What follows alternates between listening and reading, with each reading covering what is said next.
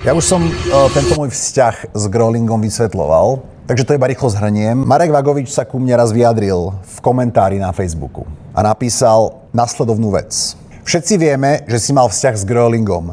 Akokoľvek sa to snažíš zaobaliť. To je zrejme aj jeden z dôvodov, prečo tak primitívne útočíš na známe ženy. Nedokážeš sa vyrovnať s faktom, že si iný, lebo by ti to uškodilo aj v biznise. Preto tupo prskáš na všetky strany, aby si odklonil pozornosť od svojej orientácie. No a rôzni konšpirátori na internete sa zamýšľali, že ako je možné, že Sulík, môj otec, ktorý bol v tom čase predsedom tej strany, dal Growlingovi takýto dobrý flek, že za tým musí niečo byť. No a Growling má partnera. Zabudol som, jak sa volá, tuším, že Mišo alebo Maťo, niečo na M, s ktorým už je 10-12 rokov. Strašne dlho už je s jedným akože svojím partnerom homosexuálnym. A to je taký chalan v mojom veku, možno o pár rokov starší, s ktorým Growling zverejnil pár fotiek v minulosti. No a títo konšpirátori to vyhrábali, tú fotku. A ten chalan akože nevyzerá jak ja, ale je to taký typ jak ja. Je vysoký, hnedovlasý, má bradu, je aj taký štíhlejší, proste, že je to podobný typ ako ja, aj vekovo cca podobne. A vyhrávali túto fotku